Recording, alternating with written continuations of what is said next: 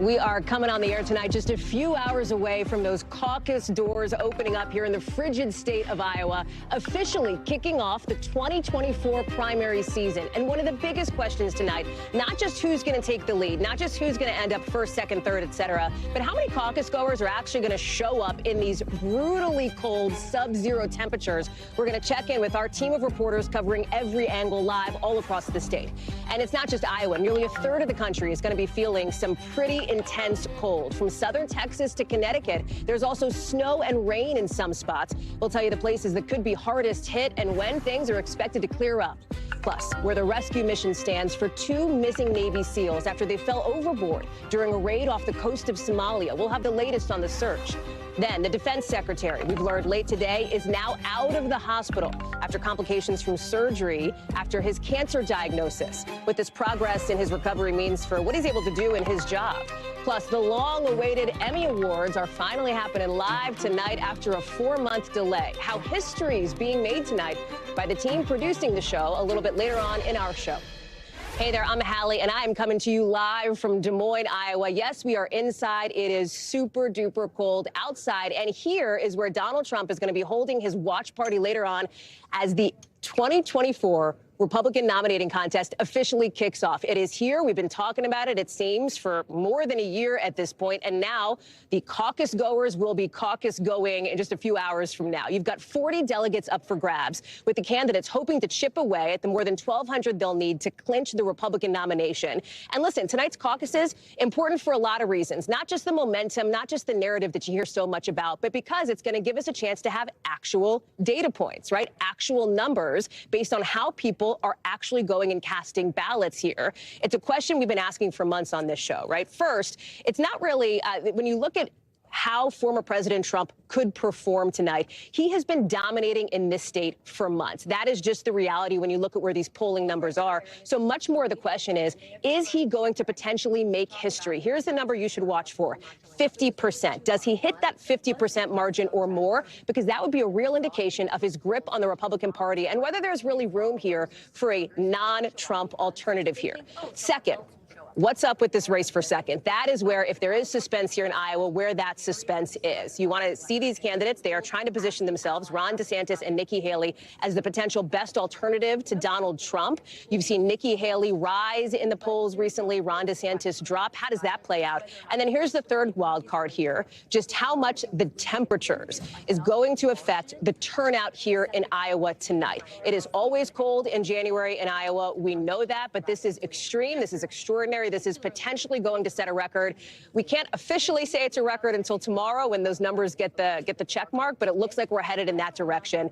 Let me tell you, the high, 0 degrees. We talked to our weather unit just about an hour ago, and they said nowhere in Iowa at that point had it actually gotten above 0 degrees. And the wind chill is even colder. It's going to feel like 40 below zero in some parts of the state. Our teams are covering this, braving the temperatures, getting out at those caucus sites everywhere. Vaughn Hilliard has been traveling to Donald Trump campaign events today. Right now, Vaughn, I think you're somewhere between Fort Dodge and Des Moines. Ali Vitale is with the Haley team in Des Moines. Dasha Burns is at DeSantis HQ outside the Capitol here, too. It is so good to see all of you. And Vaughn, let me start with you here. Talk to us about what you're hearing now at this late hour from the Trump campaign, as he is clearly the front runner here. How are they feeling? What are they thinking? It's been interesting to me to see the former president doing very little to try to reset expectations. He's predicting this could be a record-setting night for him. He's calling his shot. He's calling what will be the largest Republican win in caucus history, which would be more than 12%. But at the same time, 12% would be much less than the 28% lead that our NBC News Des Moines Register poll has him at. And if it was under that 28%, it could very well signal an opening for either Ron DeSantis or Nikki Haley coming here out of the state of Iowa ahead of the New Hampshire primary. You know, for Donald Trump and his campaign, they have put resources here on the ground over the course of the last year and have made the case that they have a solid, cemented base of support in this Republican Party. It may not be that majority, may not quite be that 50%, but at least it is a plurality. And when you are looking at here, Hallie, the fact that they're aiming for first-time caucus goers, right, suggesting that there's even a greater base of support than Donald Trump even had in 2016 or 2020, new folks to this process. I want to let you hear, when we're talking about the weather and about the enthusiasm in comparing Donald Trump supporters to Nikki Haley and Ron DeSantis's. Take a listen to two that I talked to earlier today. How does the weather impact tonight? It doesn't bother us at all. No, we're used to it. We're It's not used to even it. windy out. This is nothing. It's not even windy. Nothing. To help Trump, we'll do anything. It shouldn't impact anything. If you're from Iowa, you should be used to this weather.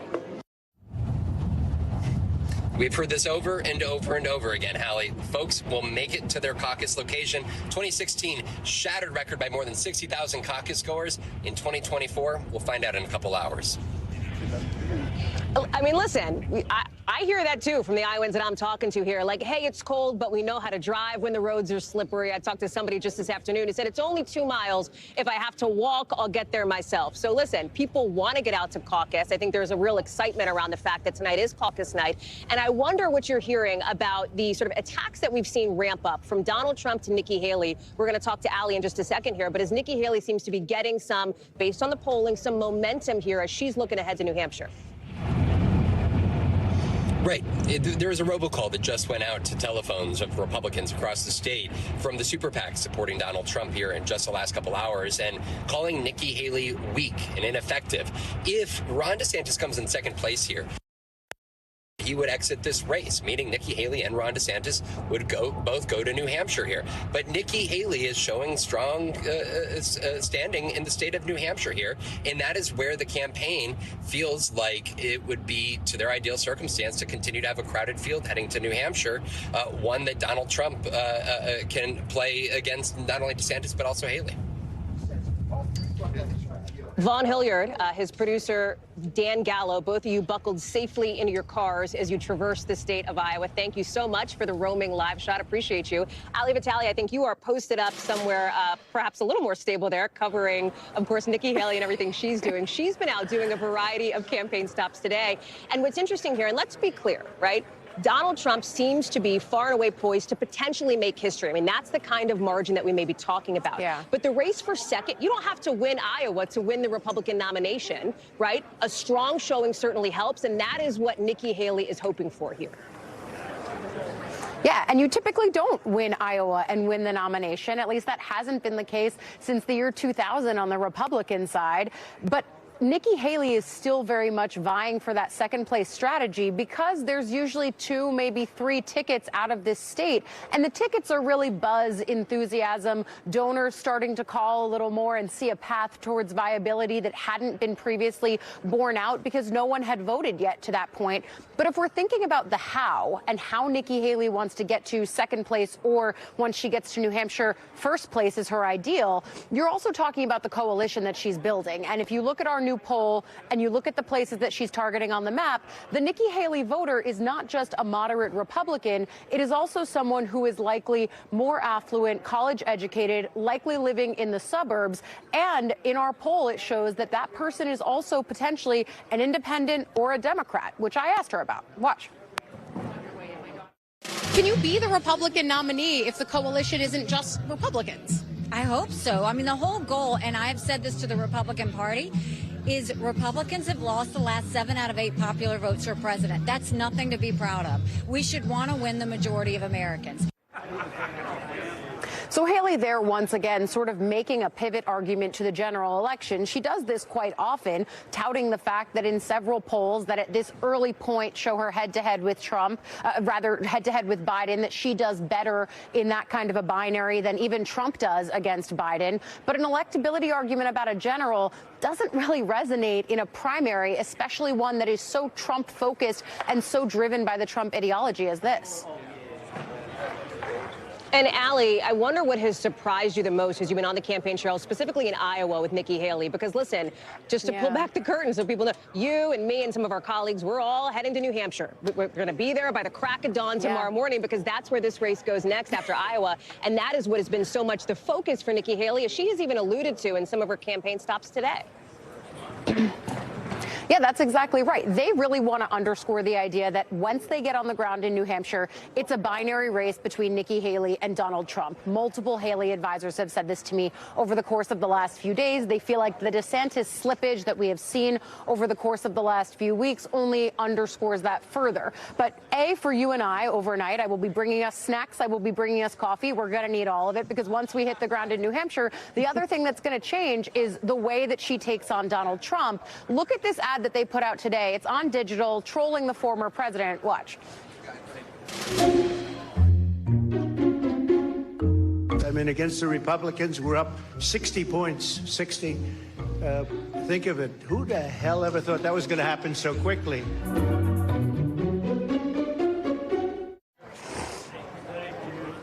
Hallie, some people might watch that and wonder, is that an ad for Trump? But the Haley campaign would point out that they're trying to say Trump thought he'd win by 60. He may only win by 40% of the vote, or maybe somewhere between 40 and 50. They're trying to downplay it. But at the same time, I think that's too cute by half. You got to go at the guy if you're going to go at the guy. Hallie, Vitaly, we look forward to chatting with you a bunch more tonight. Thank you, friend. It's great to see you here in Iowa. Dasha Burns, also a rock star who's been on the campaign trail. Let's go to you here. Because, listen, Nikki Haley is definitely going to New Hampshire. Governor Ron DeSantis, the Florida governor, tells me he is also definitely going to New Hampshire. He's just going to stop in South Carolina first. Remember, and I think it's important to remind folks this, it was just last month that he was predicting he could actually win Iowa outright. Now the latest poll shows him slipping to third. He is casting doubt on the accuracy, the veracity of that polling, but there has been some speculation that maybe he might try to find an off-ramp if he doesn't do well tonight. I asked him about that. Let me play a little bit. Even if you come in third place tonight, there's no chance your campaign is dropping out? Is that what you're saying? There's no chance? We're in it for the long haul. We're going to do well. I know the media likes to do the speculation. I'm excited. Just asking the questions. I'm excited for the votes to come in because that'll be the first real data point that we have. Dasha, he's right. We don't have any actual data points from caucus goers or voters going out and casting ballots here. But how much do you hear from the DeSantis campaign behind the scenes about this push to try to overperform a little bit where the expectations are?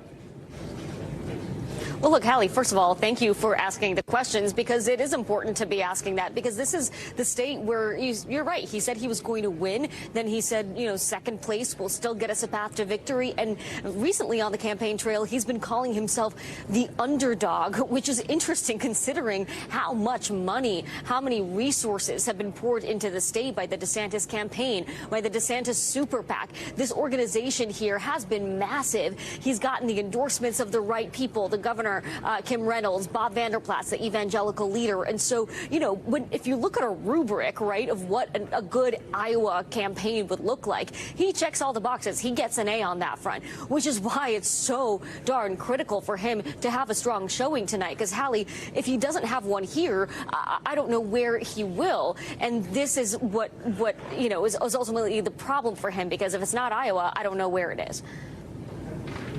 You know, there is this play that he's making, at least tomorrow morning, first thing, in South Carolina. And with it, Governor DeSantis seems to be needling Nikki Haley a bit, of course, the former governor of South Carolina. I asked his campaign manager about that, Dasha. Let me play that. We feel good about that state. It's Nikki Haley's home state. You got to win your home state if you want to be the nominee. And I don't think she's going to do that. So I think South Carolina is where we finally get this thing down to a, you know, mano-a-mano, head-to-head race, and then it's game on. Number one, Dasha, that's an example of the way that Nikki Haley's rivals, as Hallie and Vaughn both alluded to, are now turning to attack her as we hit this sort of first but next phase in the Republican nominating contest. I wonder what the thing you are looking for is as we move into the next 24, 48 hours or so. Well, I'm looking to see what exactly the DeSantis campaign will do depending on the results tonight. That's number one, right? They told you they're moving on no matter what. They've got an event scheduled in South Carolina tomorrow. Then they're going on to New Hampshire.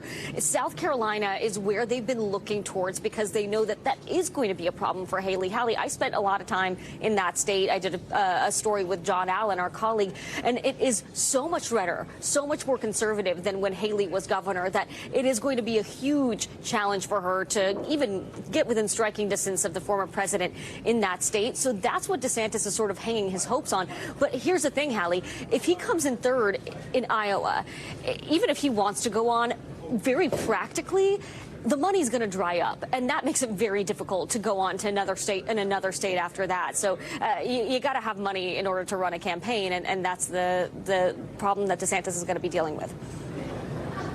Dasha Burns, live for us there at DeSantis headquarters here in Iowa. Dasha, thank you so much. Thanks to our entire team in the field doing the lifting here as we now hit this important night. The first time that we are going to see Republican caucus goers, Republican voters essentially going out and making their pick, delegates on the line here. I'm going to be part of our special coverage later on tonight starting at 7 o'clock Eastern. I got to boogie over to a caucus site, so my friend Tom Costello is back home in Washington. And Tom, we are watching for all of these things tonight. What is the margin for former President Trump? Who comes in second? And of course, how does this weather play any kind of a wild card factor in this?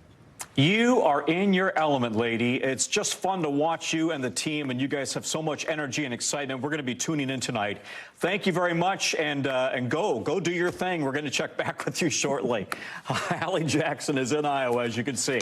Let's go now to our chief political analyst, actually the wizard of all things politics, NBC's Chuck Todd. So, Chuck, let's pick up on this conversation Hallie was having. Given the nuts and the bolts here, read the tea leaves for us right now. What does a good and a bad night look like for the candidates? Well, look, I look at it this way. The number one number to me is 50%, because second place only matters for Trump. Because to me, second place is really only relevant if you can make the case that more than half the people showed up to vote for somebody not named Donald Trump, right? So to me, the single most important number is north or south of 50 for Donald Trump. I think if he's north of 50%, this intramural fight between Haley and DeSantis for second is kind of meaningless. So you talk about what's a good or bad night. If you're Nikki Haley, the perfect night is as follows. Trump's under 50.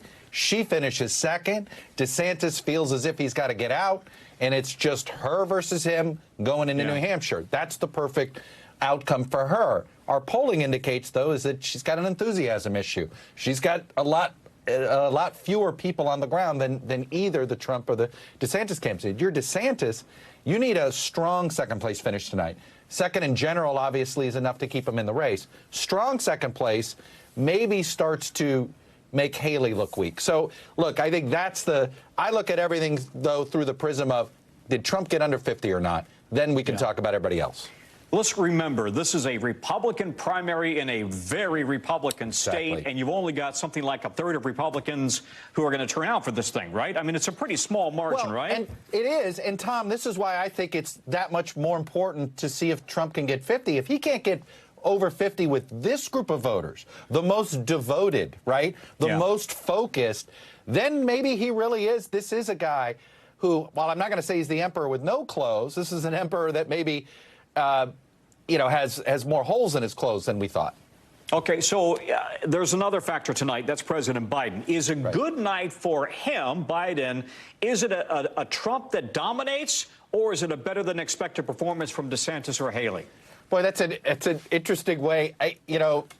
Look, the Biden campaign, to be perfectly cynical about it, they'd like to just get started focusing on Trump. And they know the more doubt, right, if Haley's doing well, then the doubts about Biden become louder. So oddly enough, Tom, for their own personal political fortunes, while they'd certainly, I think, for the country like to see Trump not do well, what's better for his politics is if Trump puts Haley and DeSantis away now, and it allows Biden to start organizing with those voters sooner. Because Haley does seem to have some traction or appeal to independents. Well, and I want to see what that looks like tonight. You know, it's fascinating to me that in our poll, nearly half of her supporters said they'd vote for Biden in a Biden-Trump match. How enthusiastic are they going to be to come out tonight for somebody they may not ever vote for again? Yeah. Chuck, thank you. Chuck Todd, who is going to be watching every minute of this all through the evening. Thank you, buddy. Tune in for tonight's special coverage on the Iowa caucuses. Hang out with Hallie, Tom Yamas, Kristen Welker, the gang, tonight, 7 p.m. Eastern, right here on NBC News Now. Wherever you stream, it'll be must-see TV. It is not just Iowa feeling those brutally cold temps. This deadly Arctic blast has nearly a third of Americans under wind chill alerts from the the Canadian border all the way down to the Gulf of Mexico. And a lot of spots are below, well below zero. Snow, freezing rain, sleet, also moving through the south today as it heads for the northeast next. At least 5 people have reportedly died from either fallen trees, blowing snow, or crashes. And we're seeing treacherous travel conditions on the roads. Take a look at this 18-wheeler that flipped over on an interstate outside of Houston. In upstate New York, communities there like Buffalo blanketed with snow. Buffalo fans showed their passion by shoveling out the stadium to get ready for today's Bills-Steelers game after it was postponed. You have to be committed for that, right? This was postponed yesterday due to the snow and the cold, obviously. And everyone, keep the coats ready because the cold is going to stick through much of the week. We have meteorologist Bill Karen standing by with the forecast. But first, we go to Adrian Broadus, who's in Chicago. You're bundled up, but at least it's not blowing snow there, Adrian. What's the wind chill like right now? It's like something like -12, is that right? That's what you guys are saying. It keeps changing throughout the day, but it's easy to notice it's cold. You can see my breath, and then, Tom, when I exhale, it's visible on days like today, and it's going to get worse. So choose your word. Cold, frigid. We're dealing with it here in the Midwest.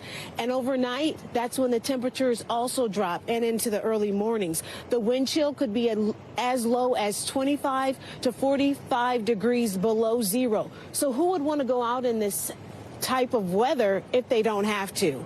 Listen in. Bundle up, cover every single part of your body. I know right now my ankles are showing. My mom would yell at me, but bundle up as much as you can. So the second person you heard from had no choice to be out. The first 2 ladies we spoke with said they were planning to go to the movies, but the nearby movie theater closed because of the weather, so they decided to go shopping. They say their key to surviving this cold weather is bundling up. And yes, layers do help, but yeah, I'd stay inside if I had that choice. We like the hat, by the way. It's you're working it. Listen, we've had 6,800 flight delays and 2,500 cancellations. Spell out the most impacted airports for us right now. Well, the top 3 at last check, we were looking at Denver, Dallas, and Chicago O'Hare. We're almost at that 7,000 mark, according to FlightAware, for delays. More than 3,700 flights have been canceled. And just moments ago, the FAA issued a ground stop in Nashville because of the weather. So multiple people impacted in various ways. Tom? Lots of misery on the misery map. Adrian, thank you very much. We want to bring in meteorologist Bill Cairns, who the weather is courtesy of Bill. Bill, who's most at risk from this brutal winter weather? Boy, it looks just massive, that string across the country. Yeah, between the snow and the ice. I mean, how often do we show pictures of the Houston area with trucks flipped over because of ice? I mean, it just shows you the extent of how far south the cold has gone. So a lot of people are tuning in and focusing on the caucus, and rightfully so. So I'll start there. And you notice that currently temperatures are all in the negative numbers besides Somalia. They're at 0. The highest temperature I saw in the entire state today was 1 degree. So it's brutal. It's been that way for 3 straight days. And as many people are saying, the winds aren't howling as much as they were when they had the blizzard a couple days ago. So they're hoping that turnout, isn't affected too much. Well, wind chill warnings up for almost all of Iowa, Nebraska, even all the way down in South Texas under a wind chill warning, and that has other repercussions too. Corpus Christi to Brownsville, right along the border there with Mexico. And then they will slowly warm up in the days ahead, but it's slow. I mean, we're still at 28 degrees in San Antonio, 30 in Houston, and it's not often that Houston has a wind chill of 19. I mean, it's not negative 35 in Minot, but Minot, you have the clothing, you're used to it. You get that every single winter. This doesn't happen all that often in the Houston area. And during the day today, we've had significant snow, 3 to 5 inches from Nashville to Memphis, all the way to Little Rock. And now we're going to watch that snow extending into the mid-Atlantic. It does look like we're going to break that snowless streak, Tom. It's not going to be blockbuster. It should look pretty. The kids should be able to play in it a little bit if they have school delays or cancellations. But 1 to 3, D.C., New York, Philly, Boston, Portland, everyone will wake up and have to deal with the snow tomorrow morning. I was slip sliding on the way to work today, so more tomorrow. Bill, thank you very much. Other news now, rescue teams are now in their 4th day of searching for 2 missing Navy SEALs. They went missing off the coast of Somalia during a nighttime raid of a small ship there. One of them fell overboard while trying to climb aboard. The other jumped in to rescue the first, and they both disappeared into the darkness. Meanwhile, Houthi rebels in Yemen continue to threaten American forces in the Red Sea. Today, they launched a missile and hit an American-owned container ship there. Less than a day ago, the U.S. shot down an anti-ship cruise missile that the Houthi rebels fired at an American warship. We bring in now NBC's Pentagon correspondent Courtney Cubie for the latest. Courtney, let's start with the Navy SEALs. What do we know about the mission they were on, and where does that search and rescue mission stand right now? It's been 4 days. Yeah, it's still a search and rescue mission there. As you mentioned, there are still aircraft and military ships that are looking for these two missing sailors. As you said, though, they went into the dark waters and rough seas Thursday night, and they are still searching for them. But we have learned a little bit more about this mission that they were on. It was a weapons interdiction mission. Essentially what that means is they were on a larger U.S. Navy ship that spotted a small boat called a dhow that was believed to have some sort of illicit weapons or goods on board.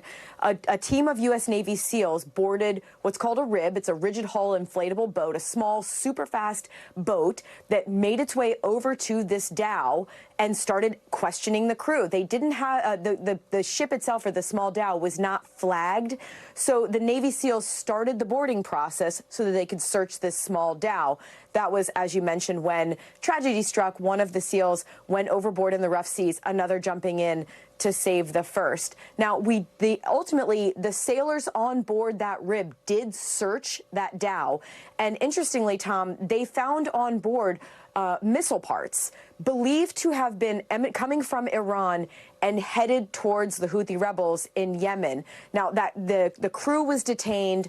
All of the illicit weapons, these missile parts on board, were confiscated, and the small dhow was sunk. But this all ties into the larger issue that we've been talking about now for weeks, and that is these Houthi attacks in the Red Sea. Another one today, as you mentioned, going after a U.S.-owned container ship and ultimately striking it. No injuries on board. The ship was damaged, but was still able to sail away on its own, Tom.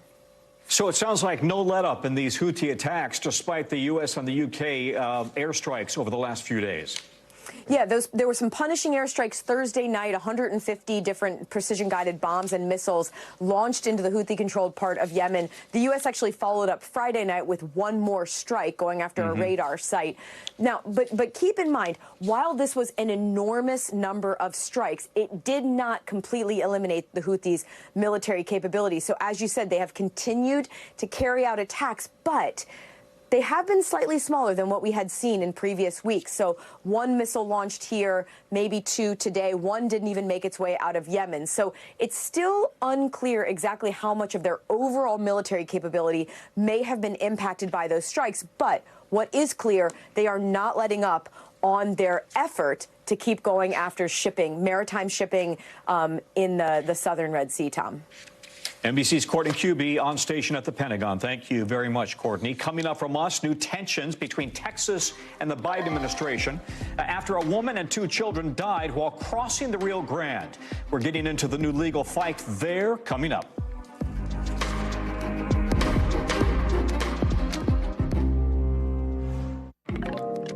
We're back. Bottom of the hour. The drowning of a woman and two children in the Rio Grande is helping tensions, fueling tensions between the state of Texas and also the White House over who is to blame.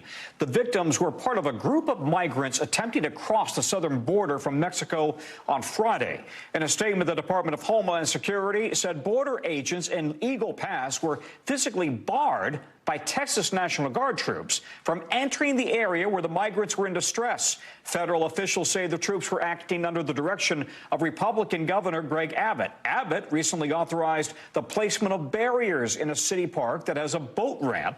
Agents could have used access to the water. On Sunday, Governor Abbott challenged the DHS's timeline and pointed the finger back at President Biden. Abbott, writing in a post on X, he said, quote, when Border Patrol requested access to the river, river, the drownings had already occurred. He blamed the deaths on President Biden's border policies. For more, let's bring in now NBC News correspondent Morgan Chesky from Dallas. Morgan, we're hearing different narratives from Texas officials, from the federal government, over whether the border agents were called to help before or after the migrants actually drowned. What are you picking up there? Yeah, Tom, one very tragic incident, two very different storylines, both sides sticking to their talking points, at least for now, as the investigation into this drowning goes on. Federal authorities maintaining that they were contacted by Mexican authorities initially regarding that woman, two children seen struggling in the waters of the Rio Grande, and that they arrived to be essentially turned down access to the river by state authorities there. In this park in Eagle Pass, Texas.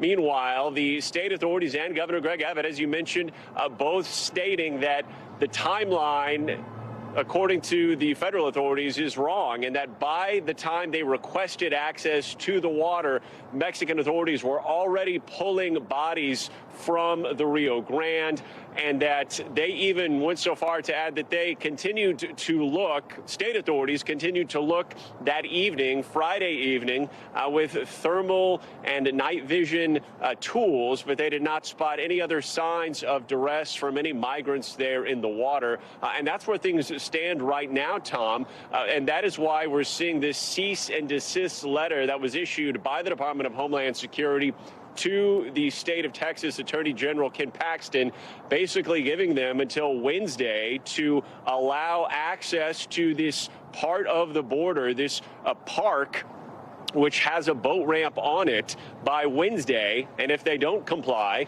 they said that they would refer it to the Department of Justice or, quote, use all available options in order to restore Border Patrol access to the Rio Grande. Tom? To be clear, it's the Texas National Guard allegedly blocking access for the Border Patrol to get in there. All right, so then how does this fit into the bigger power struggle right now we're watching play out between the federal government and Texas over the record number of migrants coming into the United States? Yeah, it's certainly come the latest chapter in what this ongoing saga is, Tom. And most recently, we have the ongoing legal debate over the use of that concertina razor wire that the state has installed along the banks of the Rio Grande in those heavily trafficked areas near Eagle Pass. At last check, a judge ruling that a Border Patrol agent cannot cut through the wire unless it is to save or rescue a migrant in extreme duress. That is currently being debated in the courts, and we know that a judge also ordered that 1,000-foot-long border buoy to be removed from the middle of the river. Having just had a chance to travel down to Eagle Pass last week, we passed it on board one of the patrol boats, and it's pulled to the side right now. Not out completely, but certainly not as much of a barrier as it was in the past. And now we have this incredibly tragic incident here that yet again is pitting the state of Texas against the Biden administration. Tom? Yeah. NBC's Morgan Chesky, thank you, buddy. Really appreciate your reporting. Let's get you over now to the 5 things our team thinks you should know about tonight. Number 1, the Iowa principal who was shot while trying to protect students during a school shooting has died after 10 days in the hospital. Now, the shooting at Perry High School earlier this month initially left 1 student dead, 7 others, including Principal Dan Marburger, injured. The governor has ordered all flags across the state to be lowered to half staff. Number 2, a person called 911 this morning falsely claiming there was a fire at the White House and that someone was trapped inside. D.C. Fire and EMS responded but determined that it was a false alarm. The Secret Service says President Biden was not home at the time and the building was not evacuated. It's really just the latest string of these so-called swatting incidents which target public officials. Number 3, Guatemala's new president, Bernardo Arevalo, has been sworn in. He was sworn in early this morning in Guatemala. Now, the ceremony had been delayed for hours by a last-ditch effort by some opponents in Congress there to limit his authority. Arevalo has vowed to fight corruption in Guatemala, which has really been plagued by violence for years now and corruption. Number 4, we could end up seeing the world's first trillionaire within a decade. That, according to the anti-poverty group Oxfam International. The organization says the global wealth gap gap has been supercharged since the pandemic. And if somebody does reach that $1 trillion milestone, they'd have the same wealth as oil-rich Saudi Arabia. Number 5, a rare pygmy hippo named Mikolas made his debut at the Czech Zoo today. You can see him there out and about with his mom exploring his enclosure. It's estimated that there are only about 2,500 pygmy hippos left in the wild, so little Mikolas is considered to be a valuable addition to the conservation efforts. When we come back, more news from us as well. We're talking to the guy who's crunching all the numbers out of Iowa for NBC tonight, how our NBC News team plans to report the results and figure out who's won. Plus, new video of an intense rescue. See how troopers saved a girl after she fell into a frozen pond. We have a police officer who is a hero. Back to our top story tonight, and in just a couple of hours, Republicans in Iowa will officially kick off the party's presidential nominating process. A big question tonight, not just who voters will cast their ballots for, but who will even brave the extreme weather to show up. Across Iowa, you've got bone-chilling sub-zero temps, making less than ideal grounds for the first-in-the-nation caucuses. Even under better conditions, a pretty small fraction of the state actually participates in the caucuses. These are really diehards. Record turnout in this state was back in 2016 with some 187,000 votes cast. That's less than a third of Iowa's registered Republicans showing up that day. NBC's Director of Elections, John Lipinski, will be behind the scenes crunching all the numbers.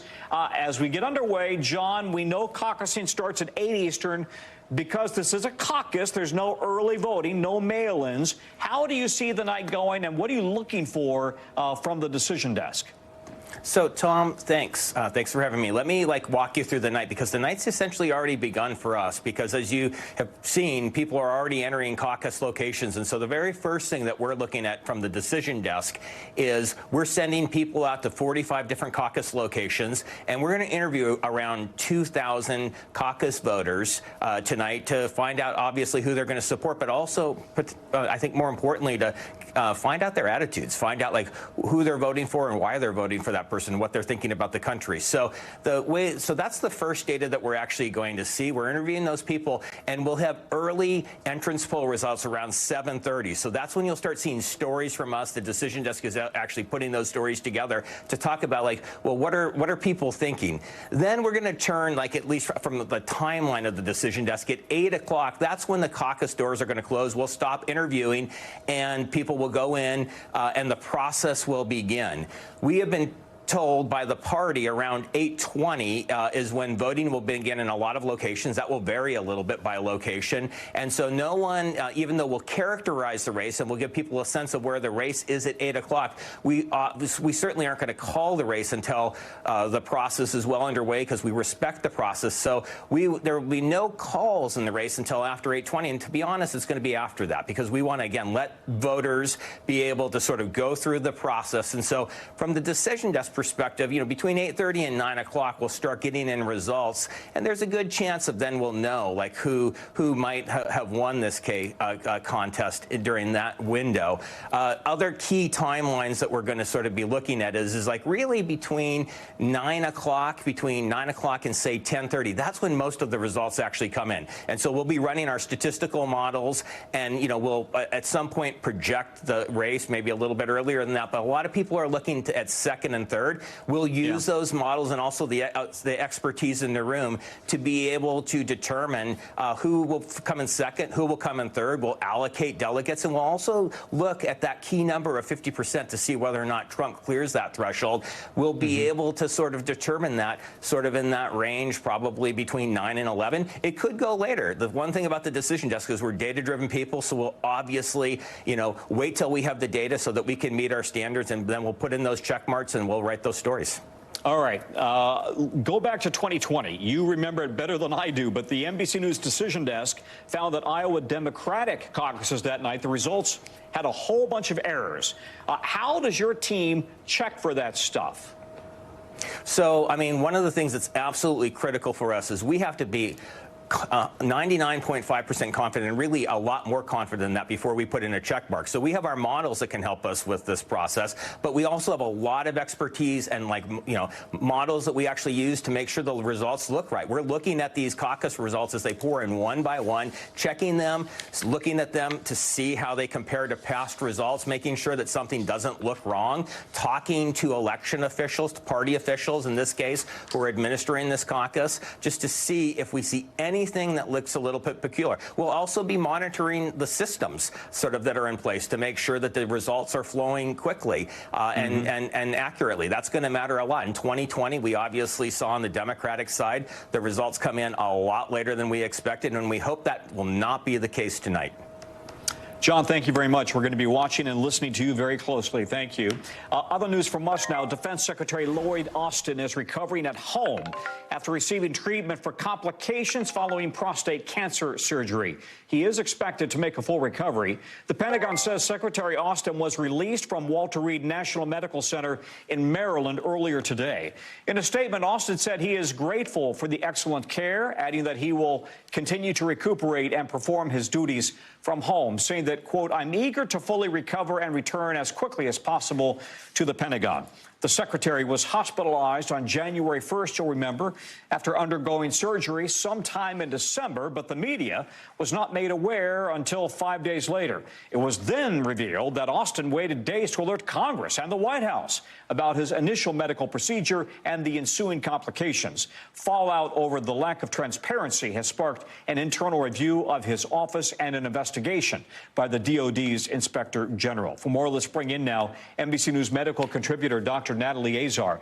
Doctor, first things first, Secretary Austin's doctors say he was treated early, that his prognosis is excellent, but how serious is prostate cancer in somebody his age?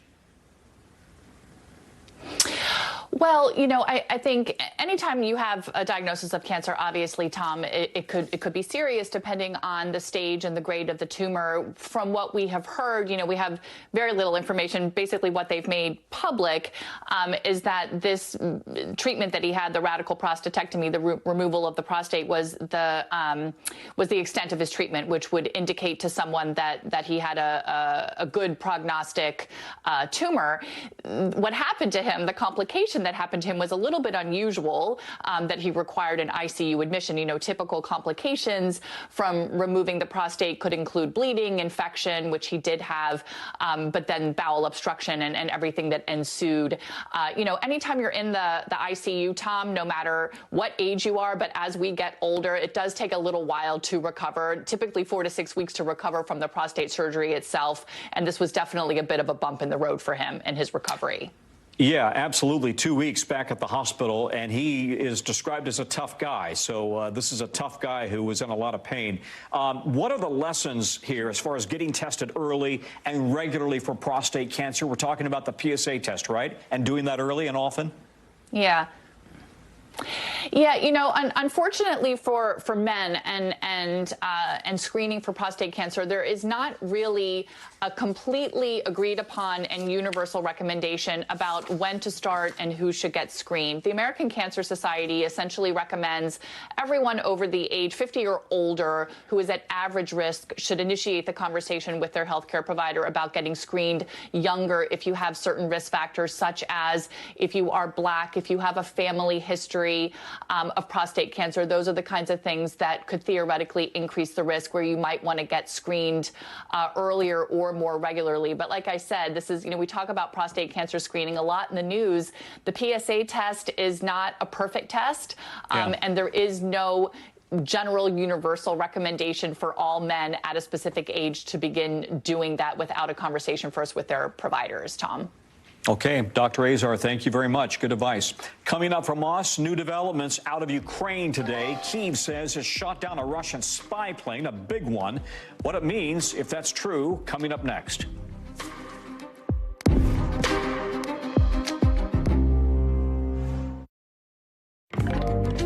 Back Back now, going overseas. Ukraine's military chief says Ukraine has destroyed a Russian spy plane and a key command center aircraft. If confirmed, it would be a significant blow to Russian forces in occupied southern Ukraine. The planes are fundamental tools in helping orchestrate Russian battlefield movements in Ukraine. Military analysts say it's too early to know the significance of the incident. It's not clear exactly how the planes were shot down and whether they were a total loss. NBC's Megan Fitzgerald is on the story from London. Tom, good to be with you. We're following some significant developments out of Ukraine tonight. Kyiv's military chief says they shot down a Russian sky plane and airborne command center.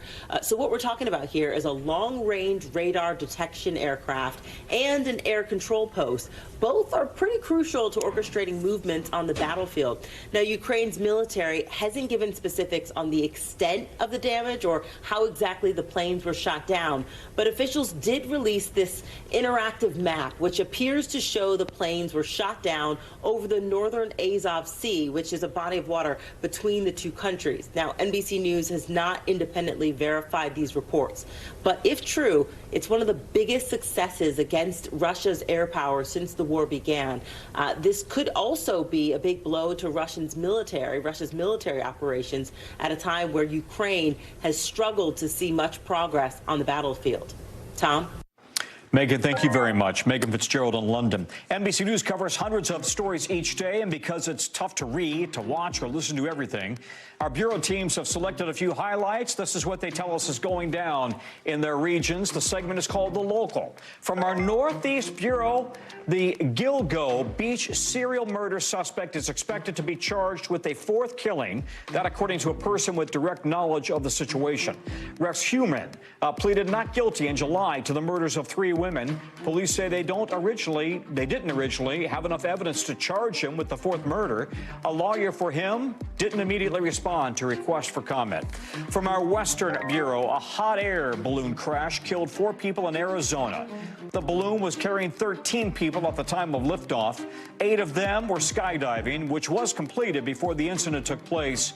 Another person was hurt and is in the hospital in critical condition. It's not clear how the crash happened. The NTSB and the FAA are investigating. Also from our Northeast Bureau, we have new video of a daring rescue by Vermont police last month. They saved an 8-year-old girl after she fell through a frozen pond. You can see her right there, the officer jumping in the water, swimming over to the girl, pulling her out. She was taken to the hospital, but has since fully recovered thanks to a hero cop. Still to come, we are finally getting to TV's biggest night, and it is not the Iowa caucuses. After a big delay, what's to watch for if you're watching the Emmys later? We'll have that coming up next. Guess what? It's TV's biggest night, the Emmys, at last, just hours away after a 4-month delay because of that Hollywood labor dispute.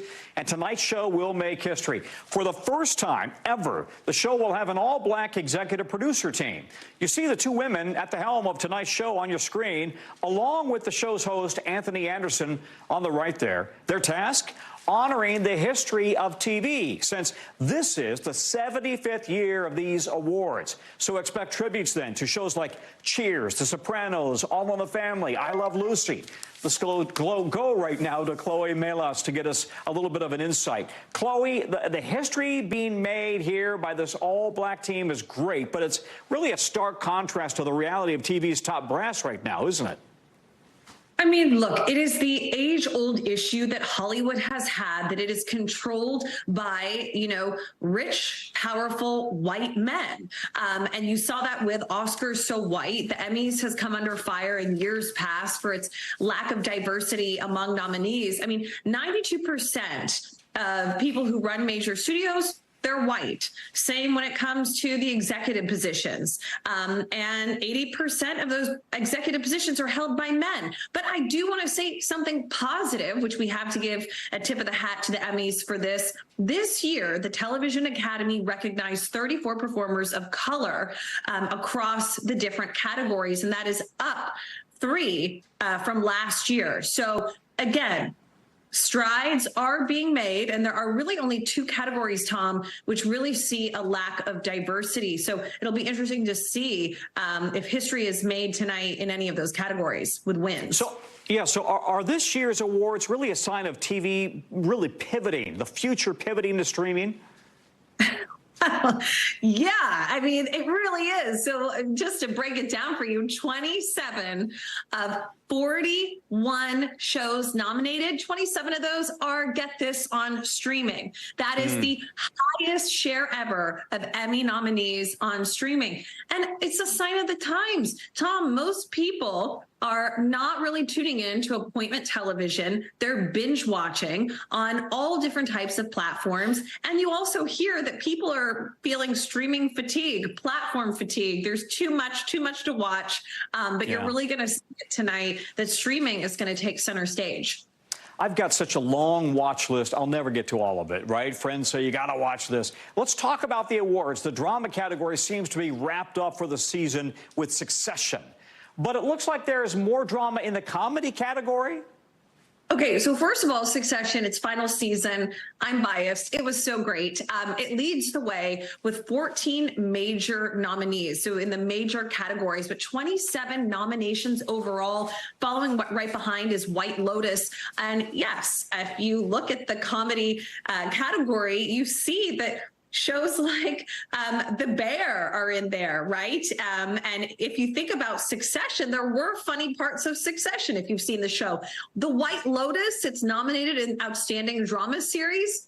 I would say it could even fit in the comedy category. But again, this is a conversation that happens every single year. And fun fact, Tom, I just want to leave you with this. There actually were less submissions on the ballot for comedy shows this year. You're seeing 8 nominations in that category. But there were actually less comedy shows last year to be nominated. So we need to see more comedies in order for that category to be more fleshed out. If you watched every one of those series, you'd never get anything done. You'd never leave the house. I don't know how people do it. Chloe, thank you very much. Really appreciate it. That is a wrap for us at this hour, but the coverage resumes right now.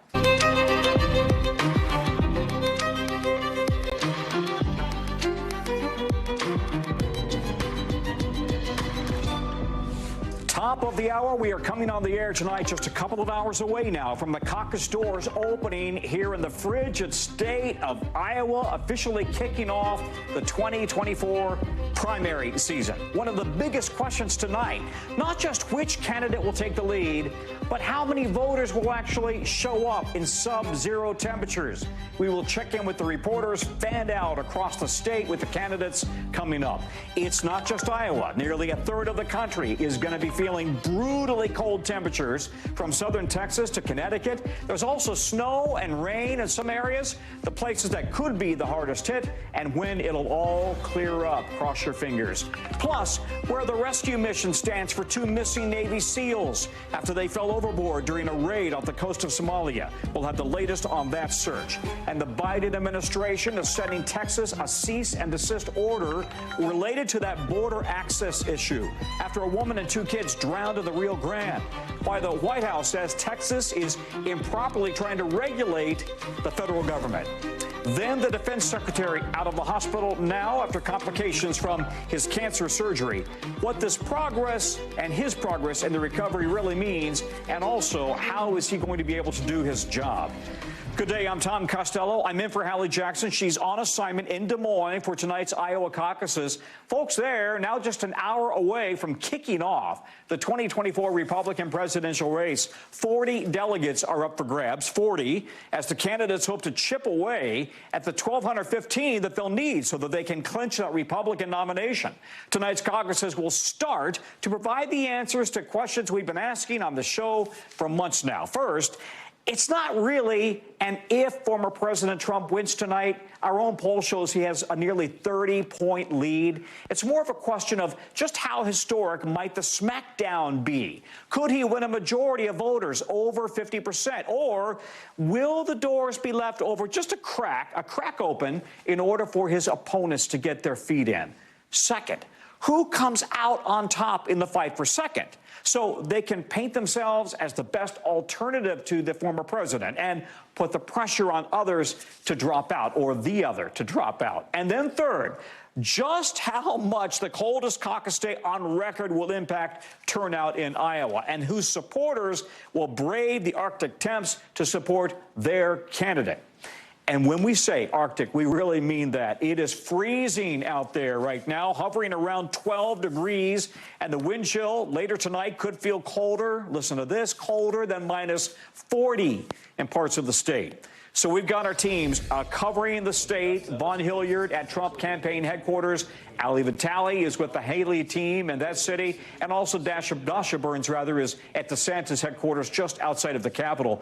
Vaughn, let's start out with you. You've been busy. An hour ago, you were in a car driving across the state, and now you're there.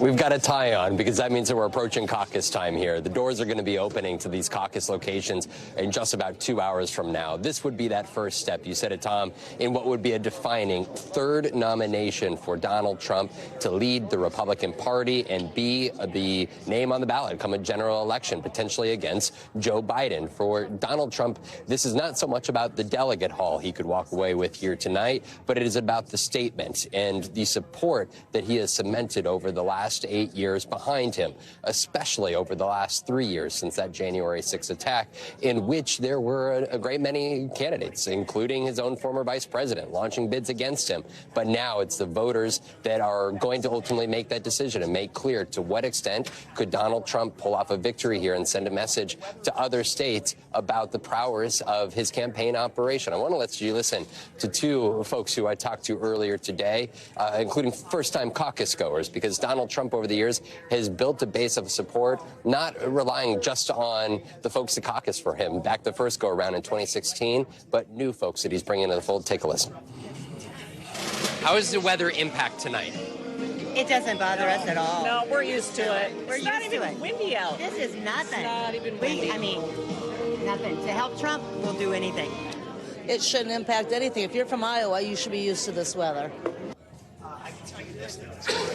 And when you look at some of the data from our NBC News Des Moines Register poll, Tom, you see folks were asked to what extent are they extremely enthusiastic about their support of the candidate who they intend to caucus for tonight. And of those who said Donald Trump, 49% said they were extremely enthusiastic. Compare that to Nikki Haley, just 9%. If Donald Trump is able to have a commanding turnout like his campaign says it will, he has the potential to break the record here for a Republican caucus winner of all time, which was by 12% by Bob Dole back in 1988, Tom. Boy, you're going back there. Listen, so far we've only seen surrogates of former President Trump at events. No sign of Mr. Trump himself. Is that something that the campaign thinks is sustainable throughout the whole primary process? Tonight will be a test because Donald Trump has had a very light schedule, not only this last month, but over the course of the last year, having just about 38 events here in the state of Iowa compared to almost like 200 from Ron DeSantis. And he has spent a lot of time in the courtroom for hearings. And for him and his candidacy, his team has made the case that he feels that being inside of the courtroom and defending himself, not only in the civil trials, but also the pending criminal trials against him, is worthy of his time. And so tonight will be a clear signal from Republican voters, a great many whom I have talked to over these last months, who says that Donald Trump should do what he needs to do to defend his name and defend himself in these trials, even if that means staying away from the campaign trail at pivotal times like this. Interesting. Vaughn, thank you very much. Good job there. Hallie Jackson is, of course, the anchor of this program, and she has spent her day there also in Iowa. And Hallie, I understand you just finished up talking to Eric Trump. What did he tell you? Yeah. Listen, he and his brother, Donald Trump Jr., have been out here acting as kind of surrogates here for his father, going around talking to people with crowds, trying to get people to come out and make sure that they caucus, despite, of course, the absolutely frigid temperatures outside the hall where I am. This, by the way, I know it looks kind of empty. It's going to be packed later on tonight, presumably with this watch party, as people here who support the former president come in to watch the results of the caucus, whatever they may be. The question is, right, what is that number? What are those results going to be? That's something that I asked Eric Trump about. Watch. People talk about 50% being symbolic because it is a symbol of his grip on the Haley, party. no matter what he gets, the media will always say it's not good enough, right? And I think that's a fundamental problem I have with it. It's not the media, it's his competitors. It's Ron DeSantis, it's Nikki Haley. It'll unfortunately be the mainstream media, but I think we're going to have an unbelievable night tonight. I think he's going to be the Republican primary, the Republican pick very, very soon. Very, very soon is what Eric Trump thinks. And that's us having that conversation there around that 50% threshold. Because if former President Trump crosses that, it would be symbolic, Tom, of potentially his grip on the Republican Party here. It would say something about whether or not there is actually room for an alternative to Donald Trump in this GOP primary contest. As for the history piece, right, because former President Trump, as Vaughn well knows, I know you were just talking to him as we've been talking about here, if he were to win this contest, win this state by 13 points or more, that would be the biggest margin of victory for a Republican who's not an incumbent ever. And so that is why you are seeing former President Trump talk about the possibility that tonight could be a record-setting night. He is not trying to lower expectations here. I think you're hearing that from other sort of allies, people close to him, trying to say, hey, even if he wins by, I think the concern is, and this is something that you hear, if he wins by, let's say, 20 points, if that is what happens, that there will be this sort of criticism, as you heard Eric Trump sort of allude to, that he didn't do as well as he could have. I mean, listen, the bottom line is the polls are where they are. We, in our polling here from NBC News, Des Moines Register, Mediacom, out in just the last 24, 48 hours or so, Donald Trump is ahead by 28 points. That is, twice as many as he would need to potentially make history in this state. So that is, I think, where the focus is, one of the big key questions. The other big key question, as I know you're talking about too, who wins that race for second? Because if there is suspense here, that seems to be where it is, that second place spot. And then, of course, we keep talking about it. I know I'm inside, so you can't tell. You can't see my breath, but it's the cold. I mean, listen. High of zero, and a wind chill that could be, minus 20, minus 30 in some spots. And I'll tell you, the roads you've been driving around, they are a little bit messy. So people are going to have to be careful. That said, a lot of Iowans we've talked to have said they're going to do what they can to make it out on caucus night, Tom. Glad you're inside. We're going to be watching closely tonight as you and the team start your coverage at 7 p.m. right here on News Now. Hallie, thank you very much. Let's get to Hallie Vitale. She's in Des Moines as well. And give us a sense there, Hallie. You've been traveling and speaking with Nikki Haley. Second place has gone from a long shot now to a real likelihood, right? What is she telling you that the key is to making sure that happens tonight and then continuing down the road? Look, it's stunning that second place is one of the goals that we're hearing from candidates, and that it's not just something that they're accepting, but it's something that they're actually gunning for. In any other cycle, most campaigns would be making the argument to reporters that they still have a shot of winning. Not so in this very odd caucus that we find ourselves in. Not odd just because of the lead that Trump consistently has and has had and continues to have, but also odd because Hallie's right. Zero is the high here. It's truly stunning, the fact that I was feeling good when we walked outside and it was 0 degrees as opposed to negative 15. But that is what voters are going to have to be weighing as well. We cannot stress that enough. Roads can be difficult, especially in rural areas. All of that is factoring into all of the campaign's considerations tonight as we head closer to caucus time. But there's also the question of what Nikki Haley's coalition looks like here in Iowa. Something I asked her about is the fact that our poll shows her pulling in not just Republicans, but independents and Democrats, too. Watch what she told me about that.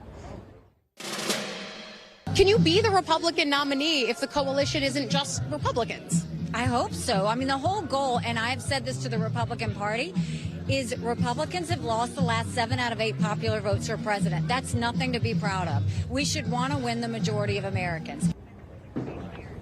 Tom, Haley, they're making a big tent argument that, frankly, is better suited for a general election than it is for a primary where it's Republicans talking among Republicans and the ideology is so driven by the former president, Donald Trump. Nevertheless, that's the argument she's making, not just with me, but out on the campaign trail with voters, continuously telling them, if you don't show up in a caucus, if you don't show up in a primary, if you don't play in this early part of the process, don't complain about who you get in the general election in November. Yeah.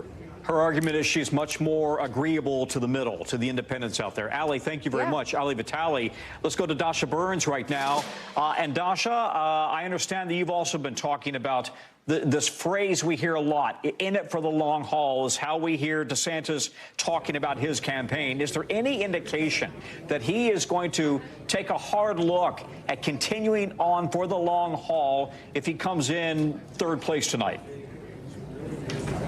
Well, look, you can say long haul all you want, but there are a couple of practical limitations to that. And the number one is money. Look, if the coffers are empty and you can't put fuel in the jet to get to your campaign stops, your campaign stops, right? And the thing about Iowa with DeSantis is, you know, just a couple of months ago, he was saying he was going to win this state. Now he's calling himself the underdog here. And because, Tom, he has poured so many resources, so much time and energy into the state, he's played this exactly right. If you kind of create a rubric of what you got to do to win the caucuses in Iowa, he checks all of the boxes. He gets an A on that. He's gotten the right endorsements. He's gotten the staff here. He's put the money in. He's done the ads. He's done everything. So if you've done all of that and you still come up short, and not just short with second place, but short with third, boy, you've got a real problem, and you're going to really struggle to argue viability moving forward, Tom. Dasha, thank you. Dasha Burns watching the Haley campaign very closely. Let's go now to our chief political analyst, Chuck Todd. Hey, Chuck, I wanted to kind of spell out, if we could, the difference here. And on the previous hour, I think it was Dasha who was talking about the difference between the rural voter in Iowa and the more urban voter in Iowa, the Des Moines voter in Iowa. She clearly is appealing more to, one would think, the suburban, the urban voter versus the rural voter. How much of a division is there in Iowa? Look, it's like, you know, this is the unique thing about the American electorate these days, Tom. People that live in Bethesda, Maryland, have more in common with people that live in Des Moines, Iowa, than the people in Des Moines, Iowa, have with the people that live 2 counties over in Pella, right? I mean, suburban America is more homogenous, you know, no matter what state you're in. So the same patterns we've seen in every other state have shown up in Iowa. So, for instance, to go on that, Marco Rubio carried, I think, 5 counties total in 2016. They were the 2 college town counties, okay, Story County, where Iowa State is, Johnson County, where the University of Iowa is. And then he also carried Polk, which is Des Moines, and I think Dallas, which is the suburban county right next door. That's how I'm watching Haley tonight. Could she do any better than Rubio did, right? If she's getting the Rubio vote, it's a recipe for third place, not second. And it's a recipe for a very narrow sort of slice of this Republican electorate, not one that you can grow considering the rural nature of the party. Yeah. What's a bad night look like for Trump? Everybody's talking about great expectations. He's going to be over 30, 40, 50%. What's a bad night for Trump? Look, I think anything under 50 is a bad night, and I think the combination of him being under 50 and Haley in second, because then all of a sudden the field shrinks, right? His biggest fear is a one-on-one, whether it's, you know, and so to me, you know, a disaster is under 45 and Haley in second, you know, it isn't going to be a great night for him if he's under 50 under any scenario, but particularly if it's Haley that's second place. Because then, in theory, the big investment money starts flowing into Haley, thinking that she has a real option here. And he looks vulnerable, Tom. I mean, if he can't get 50%, think about the electorate we just described. This is a made-for-Trump electorate, right? I'll be shocked if he's under 50. I really would. You know, but Haley made the point that Republicans have lost 7 of the last 8 votes for the votes for president, and therefore that would argue for, you know, trying to appeal to the middle. The problem, Tom, is can you find a poll that shows Biden leading Trump by a significant margin? That's the problem. If it were true, okay, the fact of the matter is, why did Joe Biden end up being the nominee in 20? Because Bernie Sanders had polls that showed him he couldn't beat Trump, right? And the party said, whoa, we got to worry about electability. Every strategist I've talked to on the Republican side who works for any candidate not named Trump has said the same thing to me. If Trump were losing to Biden, he'd be losing in Iowa. That the fact that he's not seen as a losing candidate, you and I can say it till we're blue in the face. I think all the data shows he's the weakest possible candidate Republicans could nominate. But right now, tell voters that, because guess what? Biden's numbers are worse. So until that perception goes away, the electability argument doesn't work because Trump looks just as electable. Yes, I'm just going to ask you one last question. You are the political guru here. How locked in are these polls right now in terms of Biden's unfavorability rating and, you know, Trump appearing to have a better lock on this right now? Well, look, I'm somebody who looks a little closer at the are you strongly unfavorable or somewhat unfavorable, right? And Trump is more strongly disliked than Biden. Biden, though, has more of those somewhat negative voters. Now, remember, in the midterm elections, those who somewhat disapproved of Joe Biden's job as president voted for Democrats over Republicans. There's a bunch of these voters that I often joke, Tom, who are unfavorable to the president, are unhappy that they have to vote for him again, right? Yeah. And they're not going to be happy about it, but they don't have to be happy for the vote to count for Biden. Yeah. Interesting stuff, and we're going to be watching closely. Thank you very much, Chuck. Tune in tonight, because this is going to get even more interesting. Special coverage of the Iowa caucuses. Hang out with Chuck, Hallie, Tom Yamas, Kristen Welker, the whole team, 7 o'clock Eastern, right here on NBC News Now, and wherever you stream, we're going to be there. Well, it is not just Iowa feeling those brutally cold temps. This deadly Arctic blast has nearly a third of Americans under wind chill alerts from the Canadian border all the way down to the Gulf of Mexico. And a lot of spots are well below zero. Snow, freezing rain, sleet, also moving through the south today as it heads for the northeast next. At least 5 people reportedly died from either fallen trees, blowing snow, or crashes. And we're seeing treacherous travel conditions on the roads. Take a look at the 18-wheeler that flipped over on a highway outside of Houston there. In upstate New York, communities like Buffalo blanketed with snow. And you got to hand it to the Buffalo fans who pulled out the shovels. They must really be passionate about their team, right? Shoveling out the stadium to get ready for the game today between the Bills and the Steelers. And as you know, the game was postponed yesterday due to, look at how much snow that guy's got to shovel. Everybody keep the coats ready. The cold is going to stick through much of this week. We bring in now Adrian Broadus, who's in Chicago. Adrian, wind chills in Chicago right now, -12. Chicagoans are used to cold. This is really cold, though. How much is this storm going to dump, and how much is it disrupting everyday life? I'll start with the last question in regards to disrupting life. It is impacting travel. It's impacting folks who depend on public transportation. And yes, Tom, it is cold when I talk. You can see my breath when I exhale. You see more of it over my shoulder here. It's easy to notice that cloud of smoke or steam coming from the building. And if you drive around the city, that is what you see. And it's only going to get worse. Much of the Midwest has some sort of wind chill advisory. We could see wind chills as low as 25 to 40 degrees below zero.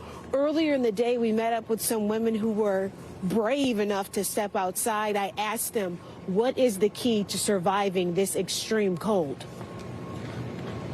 Bundle up, cover every single part of your body. I know right now my ankles are showing. My mom would yell at me, but bundle up as much as you can.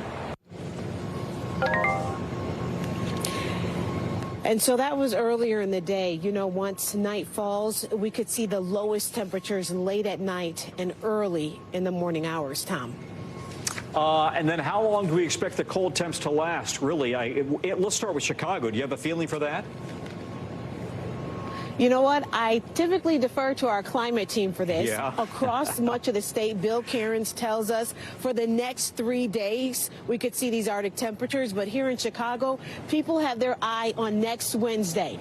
That's when the high is expected to be 39 degrees, the low 34. So double digits and no negative temperatures. Sounds delightful. Oh, it's brutal. I don't know if you're wearing a Bronco hat or a Bears hat there, but keep it on your head. You're going to need it. Adrian, thank you very much. Rescue teams are now in their 4th day of searching for 2 missing Navy SEALs. They went missing off the coast of Somalia during a nighttime raid of a small ship.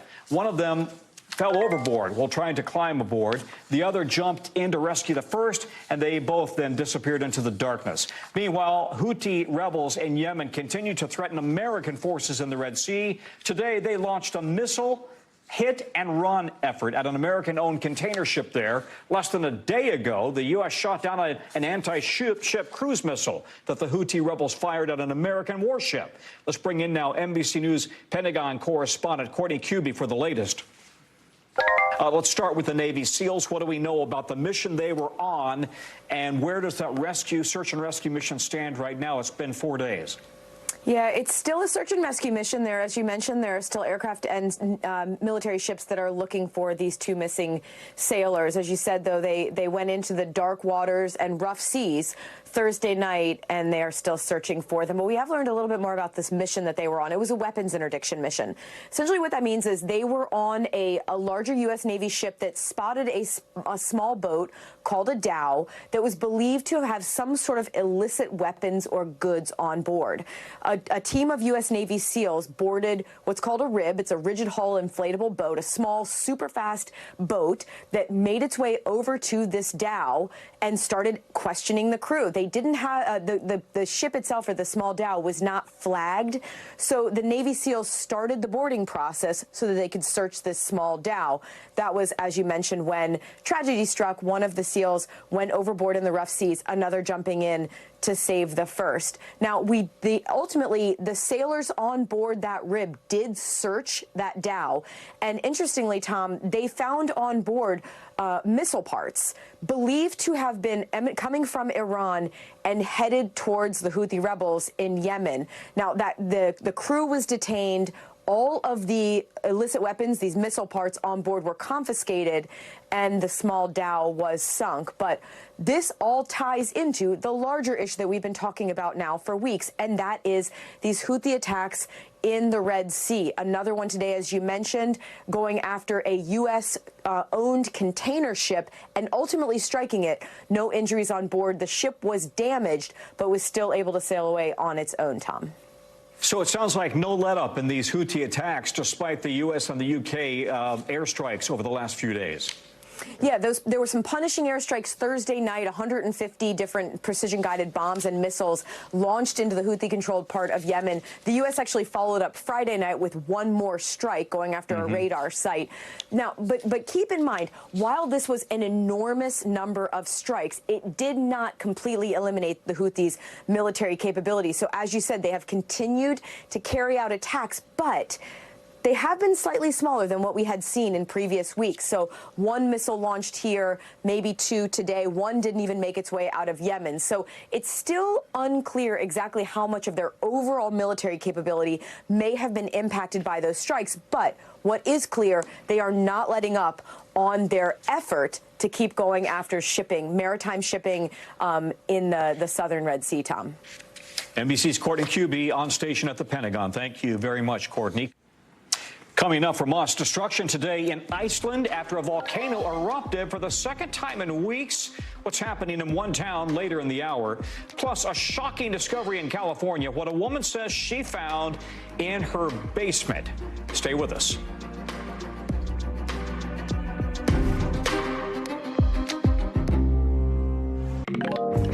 Back now, bottom of the hour, the drowning of a woman and two children in the Rio Grande is fueling tensions between the state of Texas, the officials there, and the White House over who is to blame.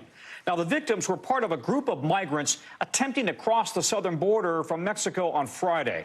In a statement, the Department of Homeland Security said border agents in Eagle Pass were physically barred by the Texas National Guard troops from entering the area where the migrants were in distress. Federal officials say those National Guard troops were acting under the direction of the Republican governor of Texas, Greg Abbott, who recently authorized the placement of barriers at a city park that has a boat ramp that Border Patrol agents could have used to get to the river. On Sunday, Governor Abbott challenged the DHS's timeline and pointed the finger instead at President Biden. Writing in a post on X, Abbott said, quote, "When Border Patrol requested access to the river, the drownings had already occurred." He blamed the deaths on President Biden's border policies. For more, let's now bring in NBC News correspondent Morgan Chesky from Dallas on this tragic story. Morgan, we're hearing two different versions of the state, right? One from state officials, the other from the DHS officials, Border Patrol, about what happened. Were they called before or after the migrants had actually drowned? Yeah, Tom, two differing stories on one incredibly tragic incident here. And it right now all depends on who you ask as to what exactly took place late on Friday. We have the state maintaining their stance that by the time Border Patrol agents arrived there at this Riverside Park and requested access to the water to try to help those migrants, that Mexican authorities were essentially already pulling bodies out of the water. The confirmation of the deaths didn't take place until Saturday. But the state saying that it was very much a recovery mode late on Friday, and that they even looked with night vision and thermal technology scanning the river that evening on Friday and did not see anyone in any state of duress or in need of rescue. And this was following the arrival of Border Patrol agents. But then on the federal side, you have them stating that they arrived and requested access at the alert of Mexican authorities, mind you, Tom, who were, according to the federal authorities, the ones who contacted them about this family of three. And we may not know the answer, at least for the short term here, on what exactly happened. What we do know is that a death toll only grows when it comes to this dangerous trek across the border here, with 700 migrants listed as to have died last year alone trying to make this crossing. Tom? Morgan, we've talked a lot about how cold much of the country is, and you are wearing, I see you're wearing a parka right there. So adding to the drama on the river, it's also cold there, right? It is. Texas is seeing significant lows right now. We do know that it is likely slightly above freezing in Eagle Pass. Following the arrival of the new year, crossings had dipped a little bit in that Del Rio sector, which has been such an epicenter for these crossings. But we do note that that is typical for this time of year, and that there have been reports, Tom, that those crossings are starting to tick back up. Certainly not to the degree that we saw in October, November, or December. But there is a real question right now as for if those record numbers will be coming back, and if so, how soon? Tom? Thank you, Morgan. Morgan Chesky, who's on the ground in Dallas for us. We want to get you over now to the 5 things our team thinks you should know about tonight. Number 1, the Iowa principal who was shot while trying to protect students during a school shooting has died after 10 days in the hospital. The shooting at Perry High School earlier this month initially left 1 student dead and 7 others, including the principal, Dan Marburger, injured. The governor has ordered all flags across the state to be lowered to half staff. Number 2, attorney Joe Tacopina is no longer part of former President Trump's legal team for a hush money case and an appeal in a civil case. Tacopina says he has withdrawn from all matters related to Mr. Trump. It's not clear, though, why he's done that. Number 3, a person falsely called in a fire at the White House this morning. It was an apparent swatting incident. Multiple fire and EMS agencies responded, but it was, in fact, a false alarm. President Biden was not at home in the White House at the time. And number 4, a burial crypt near Marilyn Monroe and Hugh Hefner's final resting places is going up for auction. Listen to this.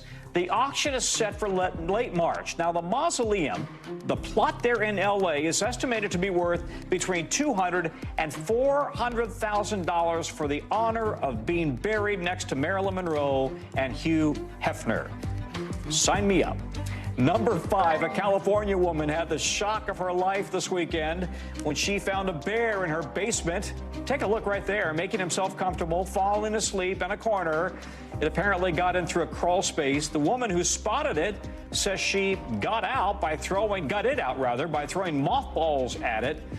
And he did not like that smell, but he had his own kind of man cave, bear cave going thing. When we come back, we're going behind the scenes of NBC's Iowa coverage tonight. What the guy who's crunching all the numbers for NBC News is looking for. We're going to talk to him. He's going to take us behind the curtains. Plus, why thousands of tractors are blocking traffic in Berlin. Good luck getting around Berlin today. We're coming back.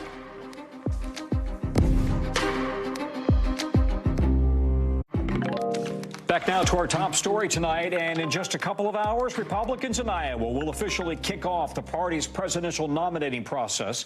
A big question tonight, not just who voters will cast their ballots for, but who will even brave the extreme weather to show up. Across the state, you've got bone-chilling sub-zero temperatures making less than ideal grounds for the first in the nation caucus. Even under better conditions, a pretty small fraction of the state actually participates in the caucuses, but these are party diehards. Record turnout in this state was back in 2016 with about 187,000 votes cast. That's less than a third of Iowa's registered Republicans showing up that day. I talked to NBC's Director of Elections, John Lipinski, who is going to be behind the scenes crunching the numbers tonight as this all gets underway. As we get underway, John, we know caucusing starts at 8 Eastern. Because this is a caucus, there's no early voting, no mail-ins. How do you see the night going, and what are you looking for from the decision desk? So, Tom, thanks. Thanks for having me. Let me walk you through the night, because the night's essentially already begun for us, because as you have seen, people are already entering caucus locations. And so the very first thing that we're looking at from the decision desk is we're sending people out to 45 different caucus locations, and we're going to interview around 2,000 caucus voters tonight to find out, obviously, who they're going to support, but also, I think more importantly, to find out their attitudes, find out who they're voting for and why they're voting for that person, what they're thinking about the country. So that's the first data that we're actually going to see. We're interviewing those people, and we'll have early entrance poll results around 7:30. So that's when you'll start seeing stories from us. The decision desk is actually putting those stories together to talk about, well, what are people thinking? Then we're going to turn, at least from the timeline of the decision desk, at 8 o'clock. That's when the caucus doors are going to close. We'll stop interviewing, and people will go in, and the process will begin.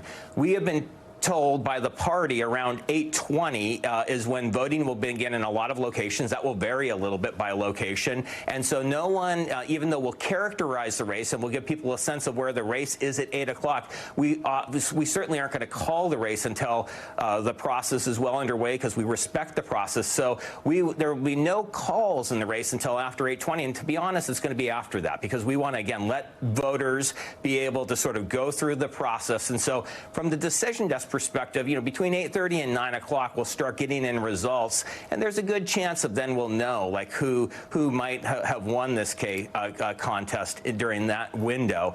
Other key timelines that we're going to sort of be looking at is really between 9 o'clock and say 10:30. That's when most of the results actually come in, and so we'll be running our statistical models, and we'll at some point project the race maybe a little bit earlier than that. But a lot of people are looking at second and third.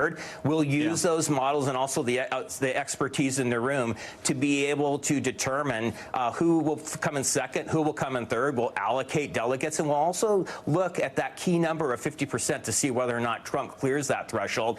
We'll be able to sort of determine that sort of in that range, probably between 9 and 11. It could go later. The one thing about the decision desk is we're data-driven people, so we'll obviously, wait till we have the data so that we can meet our standards, and then we'll put in those check marks and we'll write those stories. All right. Go back to 2020. You remember it better than I do, but the NBC News decision desk found that Iowa Democratic caucuses that night, the results had a whole bunch of errors. How does your team check for that stuff? So, one of the things that's absolutely critical for us is we have to be 99.5% confident, and really a lot more confident than that before we put in a check mark. So we have our models that can help us with this process, but we also have a lot of expertise and models that we actually use to make sure the results look right. We're looking at these caucus results as they pour in one by one, checking them, looking at them to see how they compare to past results, making sure that something doesn't look wrong, talking to election officials, to party officials in this case, who are administering this caucus, just to see if we see anything that looks a little bit peculiar. We'll also be monitoring the systems sort of that are in place to make sure that the results are flowing quickly and accurately. That's going to matter a lot. In 2020, we obviously saw on the Democratic side the results come in a lot later than we expected, and we hope that will not be the case tonight. John, thank you very much. We're going to be watching and listening to you very closely. Thank you. Gets underway very quickly now. Other news, Defense Secretary Lloyd Austin is recovering at home after receiving treatment for complications following prostate cancer surgery. He is expected to make a full recovery. The Pentagon says Secretary Austin was released from Walter Reed National Medical Center, Military Medical Center in Maryland earlier today. In a statement, Austin said he is grateful for the excellent care, adding that he will continue to recuperate and perform his duties from home, saying, quote, "I'm eager to fully recover and return as quickly as possible to the Pentagon." The secretary was hospitalized on January 1st after undergoing surgery sometime in December, but the media was not made aware until 5 days later. It was then revealed that Austin waited days to alert Congress and the White House about his initial medical procedure and the ensuing complications. Fallout over the lack of transparency has sparked an internal review of his office and an investigation by the DOD's Inspector General. For more, let's bring in now NBC News medical contributor Dr. Natalie Azar.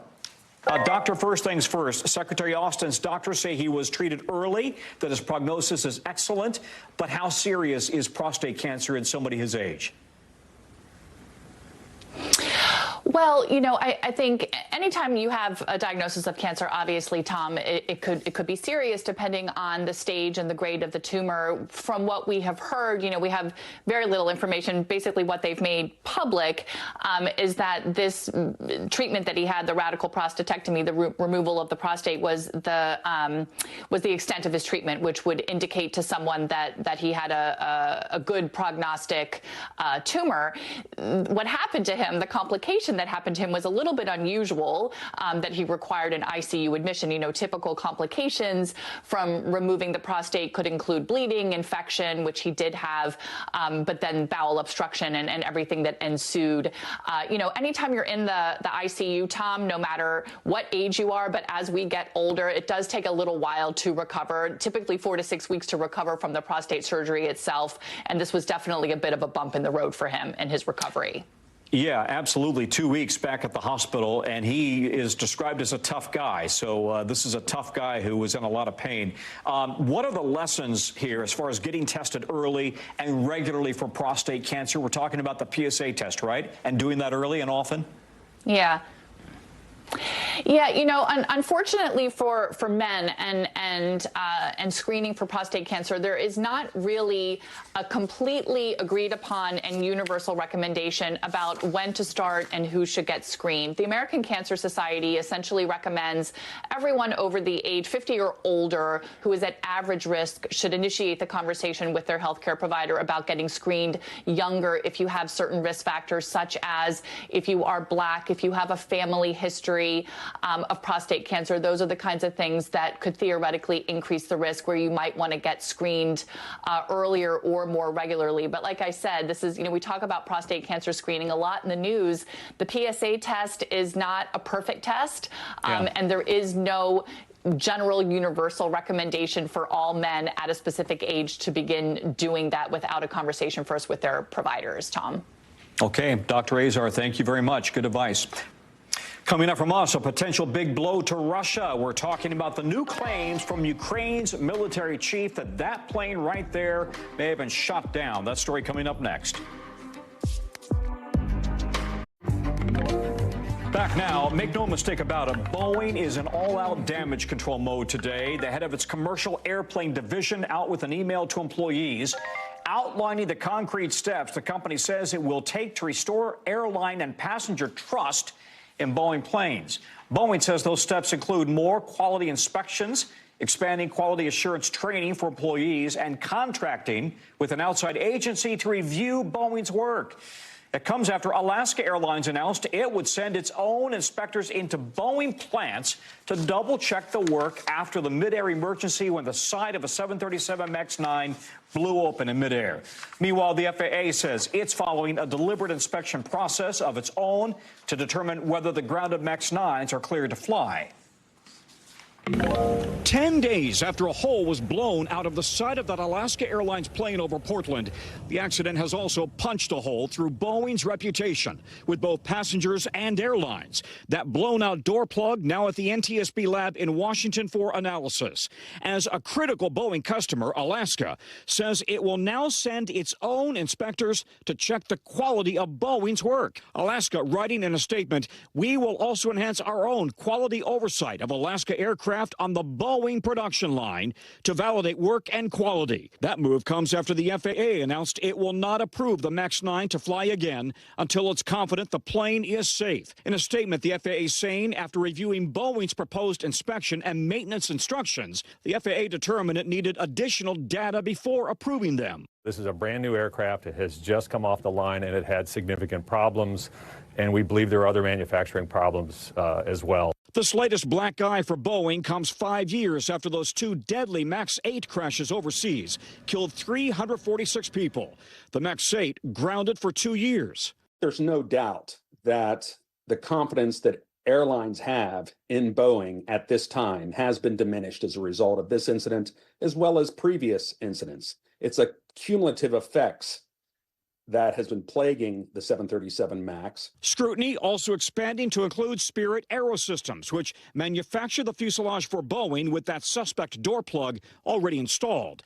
Spirit Aerosystems has struggled with quality for years. We're not going to point fingers there because, yes, it escaped their factory, but then it escaped ours too. In a statement, Spirit Aerosystems says, as a company, we remain focused on the quality of each aircraft structure that leaves our facility. Former Boeing whistleblower Ed Pearson, who testified before Congress on the MAX 8, says he does not believe Boeing has addressed its core problems. Even if a supplier makes a mistake, does something wrong, Boeing is supposed to catch it. It's supposed to make sure that that doesn't happen. The FAA now says it will review the first 40 MAX 9 door plug inspections before proceeding with the rest. That's forcing United and Alaska Airlines to continue canceling hundreds of flights. The FAA is suggesting it will not be rushed into clearing the MAX 9 to fly. Well, NBC News covers hundreds of international stories every day, and because it's tough to read, watch, or listen to all of them, our international teams have done it for us. So here are some things they are keeping an eye on overseas. It's a segment we call The Global.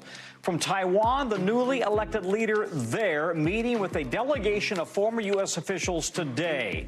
Lei Ching-te won in what's being considered a rebuke to China. As the self-ruling democracy, Taiwan voted to keep its party in power. It comes as the small Pacific island nation of Nauru announced it is switching ties to China, ending one of Taiwan's last few diplomatic relationships. In Germany, farmers driving thousands of tractors into Berlin today. They are protesting a plan to scrap tax breaks on the diesel they use. Protests have been growing in the country. Just in the last week, farmers blocked highways and slowed traffic in attempts to get the government to change its course. In Iceland, a volcano is erupting for a second time. Look at that. In just a week, weeks make it. Lava's actually swallowed up entire homes in one town, pushing residents to evacuate. Scientists say the eruption appears to be calming down today, but really it's hard to tell when it will eventually end. Other news now, Ukraine's military chief says Ukraine has destroyed a Russian spy plane at a key command center aircraft. If confirmed, it would be significant, a blow to Russian forces in occupied southern Ukraine. The planes are fundamental tools in helping orchestrate Russian battlefield movements in Ukraine. Military analysts say it's too early to know the significance of this incident. It's not clear exactly how the planes were shot down and whether they were a total loss. NBC's Megan Fitzgerald is on top of this story from London. Tom, good to be with you. We're following some significant developments out of Ukraine tonight. Kyiv's military chief says they shot down a Russian sky plane and airborne command center. So what we're talking about here is a long-range radar detection aircraft and an air control post. Both are pretty crucial to orchestrating movements on the battlefield. Now, Ukraine's military hasn't given specifics on the extent of the damage or how exactly the planes were shot down, but officials did release this interactive map which appears to show the planes were shot down over the northern Azov Sea, which is a body of water between the two countries. Now, NBC News has not independently verified these reports, but if true, it's one of the biggest successes against Russia's air power since the war began. This could also be a big blow to Russia's military operations at a time where Ukraine has struggled to see much progress on the battlefield. Tom? All right, Megan, thank you very much. Still to come, history is going to be made tonight during the Emmy Awards. We'll tell you how coming up next.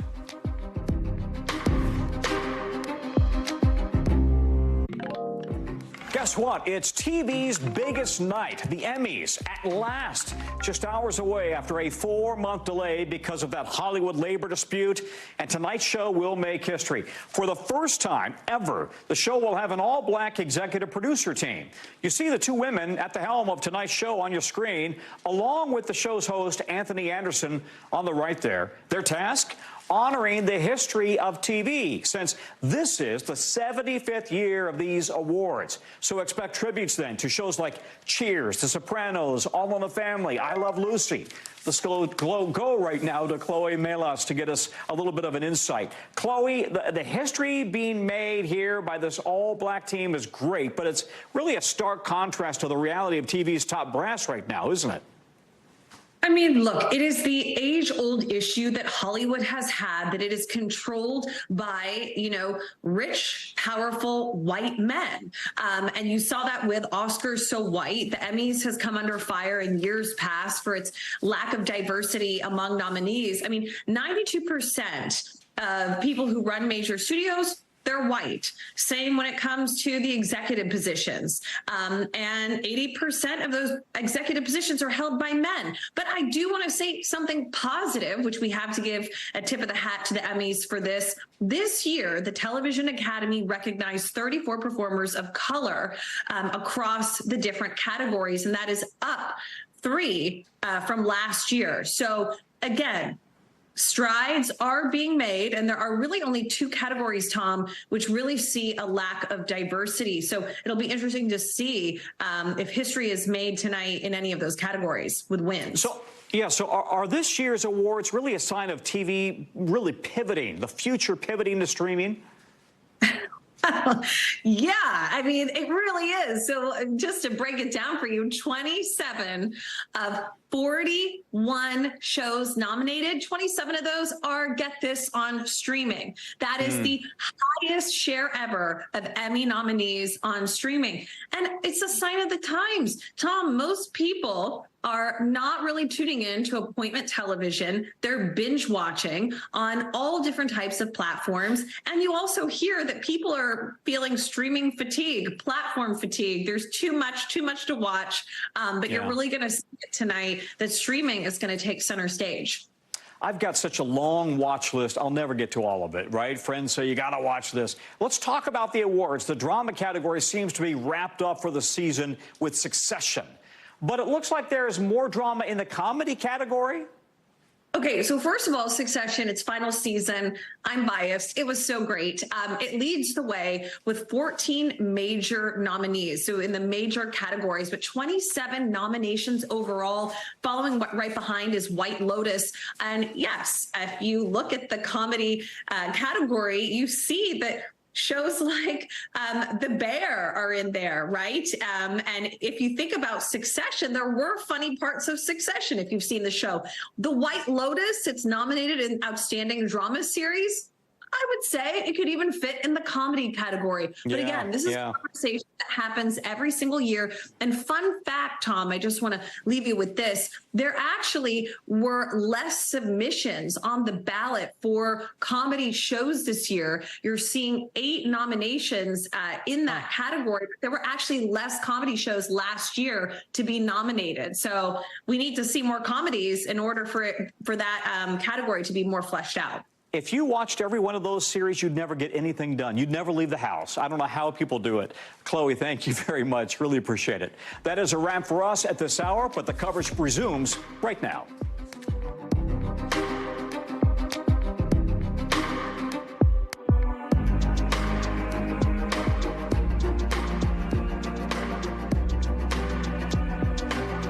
Thanks for watching. Stay updated about breaking news and top stories on the NBC News app or follow us on social media.